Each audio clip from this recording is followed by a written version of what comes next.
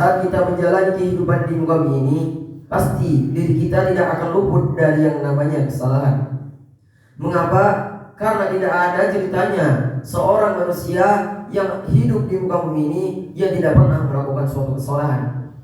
Sesoleh apapun ia, setaat apapun ia, selagi ia manusia dan hidup di atas tanahnya Allah SWT, pasti ia pernah melakukan suatu kesalahan. Akan tetapi yang menjadi permasalahannya bukanlah hal tersebut. Yang menjadi permasalahannya yakni ketika kita melakukan suatu kesalahan, kita jarang sekali sadar dan ingat akan kesalahan yang kita kerjakan. Mengapa?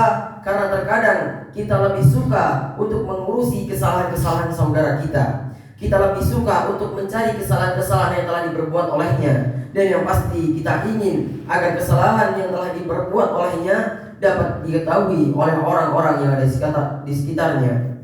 Sehingga saudara kita yang kita buka aibnya tadi, ia malu karena kejelekannya telah tersiar ataupun karena kejelekannya telah tersiar di kalangan manusia.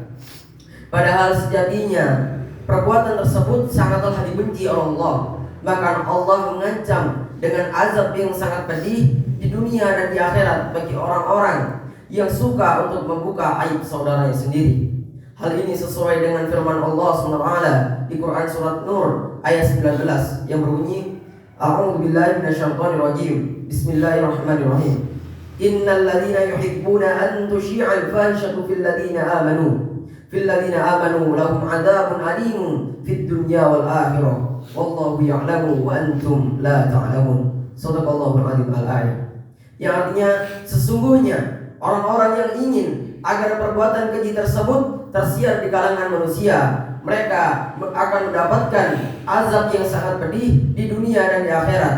Dan Allah Maha mengetahui, sedangkan engkau tidak mengetahui. Hadirin yang dirahmati Allah, dari ayat tersebut sudah sangatlah jelas bahwasannya Allah akan mengancam dengan azab yang sangat pedih bagi orang yang suka jika saudaranya dipermalukan di muka umum, jika saudaranya kaibannya bisa tersiar di kalangan orang-orang beriman. Dan bagaimana agar diri kita terhindar dari perilaku yang sangat jelek ini? Salah satu caranya yakni dengan senantiasa bermuhasabah diri sendiri, mengoreksi diri sendiri dengan senantiasa mengingat-ingat dosa apa saja yang telah diperbuat. Mengapa? Karena ketika seorang hamba mengingat-ingat, merenung akan dosa-dosa yang pernah ia lakukan, pasti di dalam hatinya akan muncul yang namanya penyesalan. Sekalipun itu sedikit, pasti akan keluar ungkapan-ungkapan, mengapa aku melakukan hal ini, mengapa aku melakukan hal buruk yang seperti ini. Pasti ada ucapan-ucapan yang diucapkan oleh hati. Bahkan jika orang itu beriman, pasti ia malu kepada Allah, ia akan menangis memohon ampun kepada Allah karena perbuatan yang telah ia lakukan. Ia takut akan azab Allah yang sangat pedih jika ia tidak memohon ampun kepada Allah. Sehingga orang yang senantiasa bermuhasabah diri sendiri, pasti ia tidak akan sibuk dengan kesalahan-kesalahan orang lain. Sehingga mengapa? Karena ketika seorang hamba bermuhasabah, ia tidak akan sibuk dengan urusan-urusan orang lain. Ia tidak akan sibuk dengan kesalahan-kesalahan orang lain, karena ia tahu bahwasannya ia mempunyai kesalahan-kesalahan yang harus ia pertanggungjawabkan jika ia tidak mau memohon ampun kepada Allah SWT. Hadirin yang dirahmati Allah, maka dari itu marilah kita senantiasa bermuhasabah diri kita sendiri, mengoreksi diri kita sendiri, karena tidak ada orang yang di muka bumi ini yang tidak luput dari kesalahan.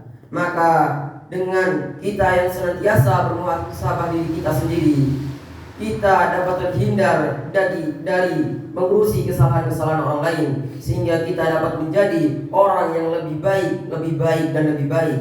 Karena orang yang beruntung adalah orang yang hari ini lebih baik dari hari kemarin. Dan semoga dengan kita senantiasa bermuhasabah diri kita sendiri dapat meringankan hisaban kita kelak di yaumil hisab, sehingga kita dapat menjadi orang-orang yang beruntung di yaumil kiamah kelak. Amin amin ya